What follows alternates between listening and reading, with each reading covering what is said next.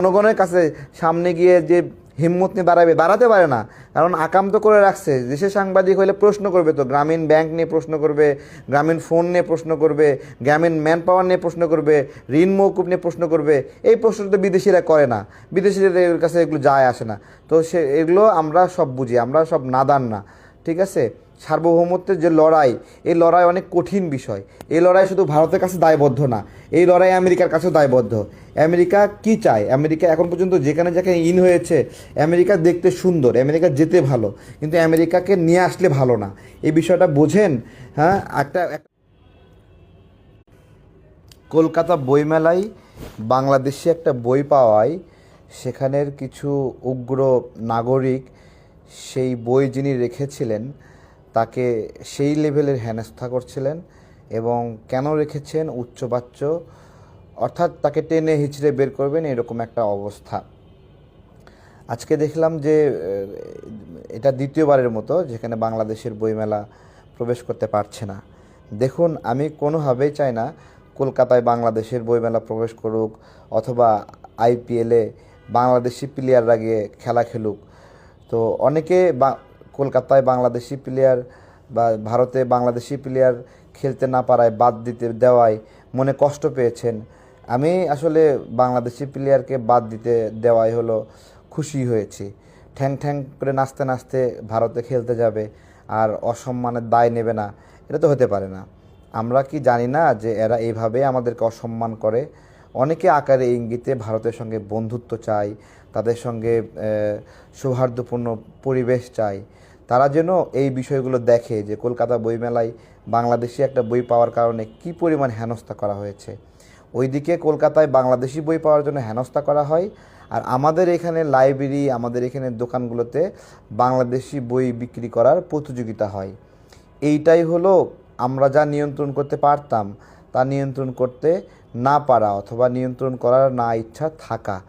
তো মুখে আপনার হলো ভারত বিদ্বেষী বলা সহজ, কিন্তু এই পলিসিগুলো যারা নিচ্ছে না তাদেরকে আমরা ধরতে চাই না কখনো।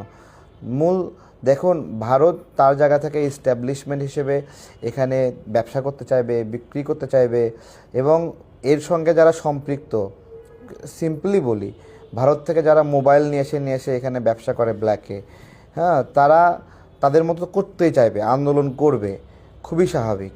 কিন্তু রাষ্ট্র তার মতো করে হিম্মত দিয়ে পলিসি করতে হবে যে আমার এখানে 10টা কোম্পানি মোবাইল উৎপাদন করছে, এই মুহূর্তে ভারত থেকে আমি বিনা শুল্কে বাংলাদেশে এনে মোবাইল বিক্রি করতে দেব কি না। এটা কিন্তু রাষ্ট্রের একটা পলিসিগত বিষয়। দেখুন, আপনার এখানে একটা মোবাইল উৎপাদন হয়, আপনার দেশের এখানে নাগরিকরা, এখানে শ্রমিকরা, এখানে ইঞ্জিনিয়াররা বেতন পায়, এটা বাংলাদেশের মধ্যে অর্থনীতিটা মোবিলাইজেশন হয়। সেই মোবাইল কোম্পানিগুলো বেতন দেবে আমাদের নাগরিকদেরকে, এখানে উৎপাদন করে আমাদের কাছে বিক্রি করবে, সরকারকে ভ্যাট দেবে, ট্যাক্স দেবে। কিন্তু আমি কি আবদার করছি যে ভারত থেকে ব্যাগে করে মোবাইল নিয়ে আসবো, কিন্তু সেই মোবাইলের কোনো ভ্যাট এবং ট্যাক্স দেব না, অথবা সেই মোবাইলে ভ্যাট ট্যাক্স তুলনামূলকভাবে কম দেব। এই যে একটা ইচ্ছা, এটাই হলো রাষ্ট্রের নিয়ন্ত্রণহীনতা, যে রাষ্ট্র এগুলো নিয়ন্ত্রণ করতে পারছে না। যেই দিন আমরা দেখলাম যে কলকাতা বইমেলা বাংলাদেশে একজনকে সেইভাবে হেনস্থা করা হচ্ছে, তখন এই রাষ্ট্রের কি উচিত ছিল যে বাংলাদেশের কোথায় কোথায় কোন লাইব্রেরিতে ইন্ডিয়ান বই আছে সেগুলো টান দেওয়া দরকার ছিল না? পাশাপাশি ইন্ডিয়ান ইস্টাবলিশমেন্টের কোন কোন এখানে সাহিত্য গবেষণা কেন্দ্র আছে সেগুলো বন্ধ করা দরকার ছিল না? ওরা আমাদের এখানে টিভি চ্যানেলগুলো চালায় দেয়, কিন্তু আমরা ওদের ওখানে টিভি চ্যানেলগুলো চালাতে পারি না। ওরা ওদের এখানে কিন্তু সাংস্কৃতিক যে মিক্স আপ সেটা কিন্তু কঠিনভাবে নিয়ন্ত্রণ করতেছে। বাট আমি আমার এখানে সাংস্কৃতিক মিক্স আপকে ওপেন করে দিয়েছি। ইচ্ছা মতো আমাকে পশ্চিমা সংস্কৃতি গ্রহণ করতে হয়, আমাকে ভারতের সংস্কৃতি গ্রহণ করতে হয়, আবার একদল নাচতে নাচতে পাকিস্তানের সংস্কৃতি গ্রহণ করে। তো এরকম বিভিন্নভাবে আমাদের নিজেদের একটা কালচার, আমাদের নিজেদের একটা বোঝাপড়া, এদেশের নাগরিকদের ধরন, বৈশিষ্ট্য, এই সব বিষয়গুলোর যে নার্সিং, সেটা নিয়ে আমাদের চিন্তা ভাবনা নাই। আমরা ঠুক করে ওদের 20টা চ্যানেল বন্ধ করতে পারলাম না, কিন্তু ওরা ওদের চ্যানেল আমাদের এখানে, মানে আমাদের চ্যানেল ওদের ওখানে ঢুকতেই দেয় না। ওরা নিয়ন্ত্রণ করতে পারছে, কিন্তু আমরা নিয়ন্ত্রণ করতে পারছি না। তো এইটা আমাদের চিন্তার দৈনতা, এগুলো পলিসির বিষয়, এই বিষয়গুলো নিয়ে কাজ হচ্ছে না। দেখুন, আমাদের এখানে ভারতীয় বই বিক্রি হলে সমস্যা কোথায়? অনেকগুলো সমস্যা রয়েছে। ভারতের যে ধর্মীয় বোঝাপড়া, যে কালচার, আমাদের এখানে হিন্দুরা যেই মৌলিক চিন্তার ভিত্তিতে হিন্দু ধর্ম পালন করে, ভারতীয় হিন্দুরা সেই হিন্দু ধর্ম একইভাবে পালন করে না। আবার তেলেগু, কেরালা, তারা কিন্তু একইভাবে হিন্দু ধর্ম পালন করে না।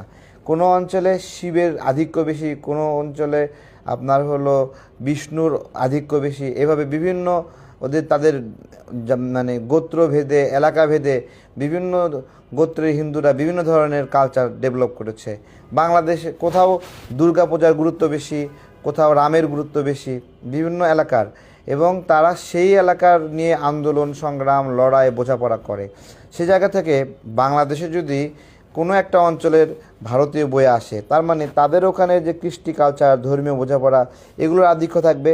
আমি সিম্পলি বোঝাচ্ছি, হিন্দু ভাইরা এই বিষয়টা রাগ করবেন না। একটা ভারতীয় সিনেমা যদি আমার এখানে পুশ করা হয়, সিনেমাটা শুরু হয় কিভাবে? ঠং করে একটা ঘন্টা বাজায়, তাই না? ঘন্টা বাজিয়ে সেটা দিয়ে সিনেমা শুরু হয়। এই যে আমার উপরে জোর করে একটা অন্য দেশের কালচার ঢুকিয়ে দিচ্ছেন, আমার এখানে সিনেমার মধ্যে কী কী থাকবে?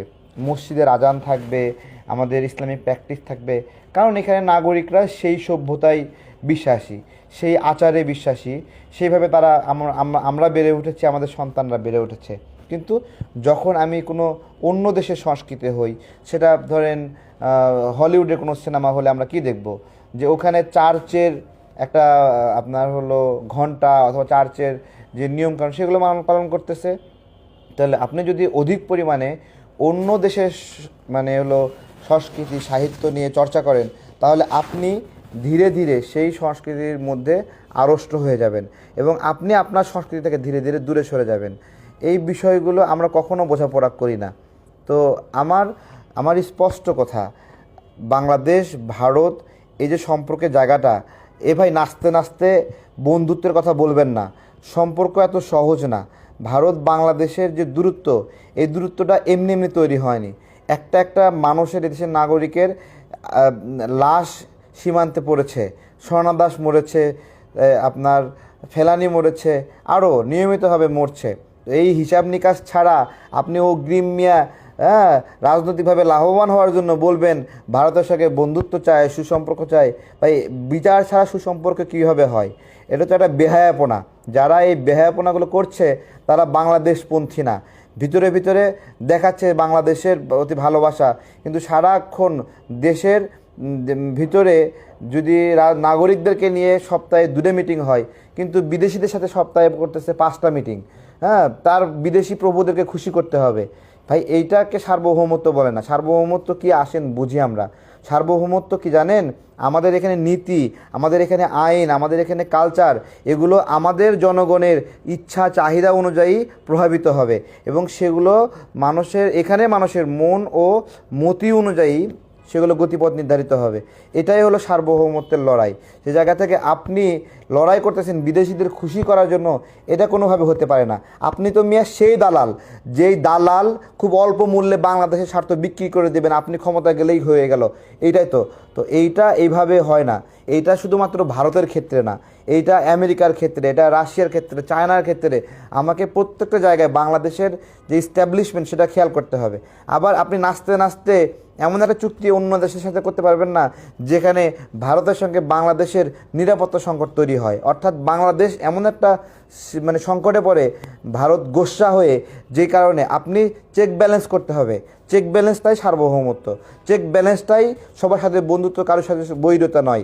এই যে একটা নীতি, সবার সাথে বন্ধুত্ব, কারোর সাথে বৈরিতা নয়, এটা কতক্ষণ পর্যন্ত? যে আপনার প্রতি অলরেডি বৈরি করে ফেলতেছে, আপনাকে টর্চার করতেছে, আপনাকে মানসিকভাবে, সাংস্কৃতিকভাবে, রাজনৈতিকভাবে, অর্থনৈতিকভাবে। দেখুন আমাদের ব্যাংকিং সফটওয়্যারগুলো আমরা চালাচ্ছি, খুব ভালো চলতেছে, কিন্তু ওইখানে মাঝে মাঝেই হিন্দি লেখা ওঠে। কেন হিন্দি লেখা ওঠে? ওই সফটওয়্যার ইন্ডিয়ান, এবং কোনো একটা আপডেট হলে সেগুলো অটোমেটিক্যালি বাই ডিফল্ট হিন্দি হয়ে যায় এবং পরে এগুলো ম্যানুয়ালি বাংলা করতে হয়। এগুলো তো একদিনে এমনি এমনি হয় না। আইসিটি ডিপার্টমেন্টের একটা আপনার হলো ইন্টারনেটের ব্যাকওয়ার্ড চ্যানেলের যেই লিঙ্ক আপ, সেটা দেখলাম যে ওখানে ইন্ডিয়ার পতাকা দেওয়া। ঠিক আছে, ওটা গত কয়েকদিন আগে ভাইরাল হয়েছে। তার মানে কি? তার মানে আমার আমার ব্যাংকিং চ্যানেলের ইন্টারনেট সার্ভিস প্রোভাইডার ইন্ডিয়ানরা নিয়ন্ত্রণ করছে হয়তোবা, অথবা আমার আইসিটি ডিপার্টমেন্টের গুরুত্বপূর্ণ সফটওয়্যার আপডেটগুলো ইন্ডিয়ানরা নিয়ন্ত্রণ করছে। ভাই আমার বুয়েট বিলুপ্ত করে দেন, আমার সাস্ট বিলুপ্ত করে দেন, যদি দেশের জন্য এইটুকু সফটওয়্যার আপডেট এটা করতে না পারে, ভাই এটা দিয়ে কী হবে? আমার অটো রিক্সাগুলো মানে নতুন করে বানাইছে আমাদের বুয়েটের ভাইরা, আমি সাধুবাদ জানাতে, তারা প্রাইমারিভাবে চেষ্টা করছে। কিন্তু ভাই এই মাল দিয়ে রুটি চলবে না, আরও ভালো আপডেট করেন। এটা দিয়ে আপনি আপনার বেতন পোষাতে পারবেন না। এটা আমাদের এর চেয়ে ভালো আমাদের মেকাররাই বানাতে পারে। আপনারা যদি নিজেদেরকে আপডেট না করতে পারেন তাহলে আপনারা হারায় যাবেন, আপনাদেরকে কেউ দাম দেবে, 2 পয়সা গুনবে না কেউ, ঠিক আছে? তো কলকাতা বইমেলায় আমাদের বই বিক্রি হচ্ছে না, আমি এটাকে ক্লু হিসেবে ধরে এখানেও তাদের সাংস্কৃতিক আগ্রাসন বন্ধ করেন। এছাড়া আমরা সাংস্কৃতিকভাবে গিভ অ্যান্ড টেক, এটা প্রয়োজন আছে। সংস্কৃতিতে আমরা কী কী দিব, কী কী নেব, সেটা আমাদের প্রয়োজন আছে, সেগুলো কি। কিন্তু আমরা তো ওই সাংস্কৃতিক কালচার গ্রহণ করব না যেটা পরক্রিয়ায় মানে হলো ডুবে থাকবে, বেহায়াপনায় ডুবে থাকবে, অশ্লীলতায় ডুবে থাকবে, সেটা তো গ্রহণ হতে পারে না, ঠিক আছে? তো এগুলো আপনার হলো কার কাছে কি বলবো, সবাই একভাবে চান্সে আছে, ক্ষমতা প্রয়োজন, দায় প্রয়োজন, এবং তারা বলতেছে দায়িত্ব নেবে, কিন্তু বিদেশিদের কাছ থেকে নেবে।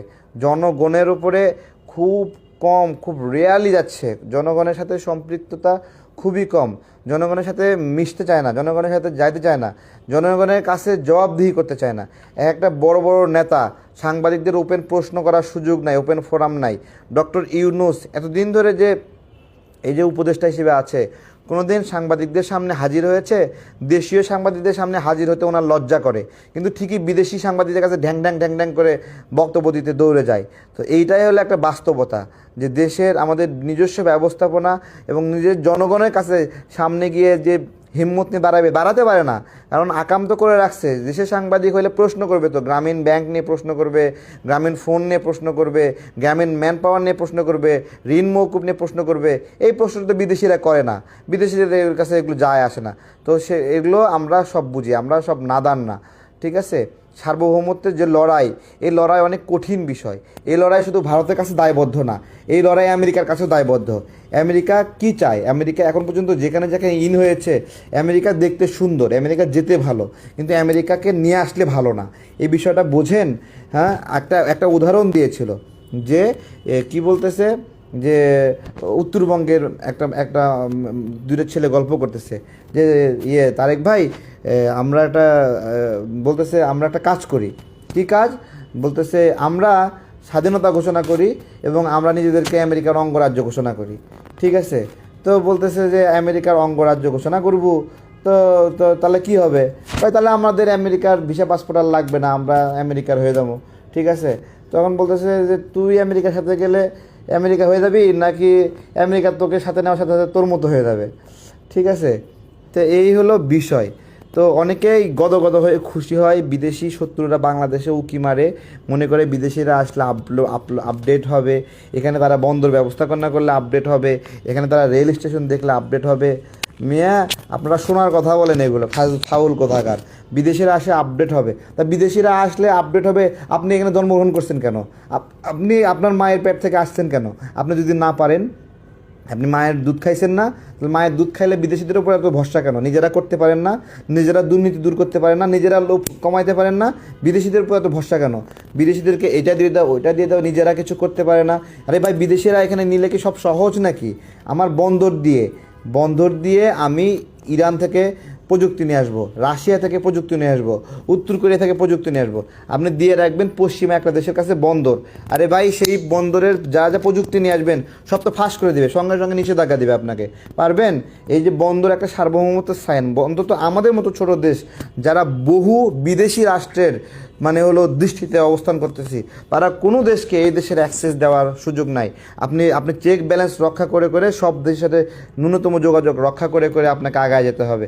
আপনি পুরোপুরি ইন্ডিয়াকে ব্ল্যাঙ্ক আউট করতে পারবেন না, পুরোপুরি চায়নাকে ব্ল্যাঙ্ক আউট করতে পারবেন না, পুরোপুরি আমেরিকা ব্ল্যাঙ্ক আউট করতে পারবেন না। আপনি চায়নাকে ঘরে টাইনে নিয়ে এসে আপনি ইন্ডিয়াকে ট্যাকেল দেবেন, আবার ইন্ডিয়াকে কিছুটা স্পেস দিয়ে চায়নাকে ট্যাকেল দেবেন। আবার আমেরিকার বিষয়ে কি পলিসি হবে সেটাও আপনাকে এমনভাবে নিতে হবে যে চায়না আপনাকে শত্রু হবে না নেয়। রাষ্ট্র চলে এই ধরনের চেক ব্যালেন্সের মাধ্যমে। ভালো থাকবেন। বইমেলার যে ঘটনাটি আমি মনে করি এটা আমাদের একটা অভিযান শুরু করে দেওয়া উচিত, এখানে কোন কোন দোকানে কোথায় ইন্ডিয়ান বই পাওয়া যায়, কাদের প্রতি এত ইন্ডিয়ান সাহিত্যের প্রতি এত প্রেম, ওটা বের করে বের করে দেওয়া দরকার। ধন্যবাদ, ভালো থাকবেন, আসসালামু আলাইকুম।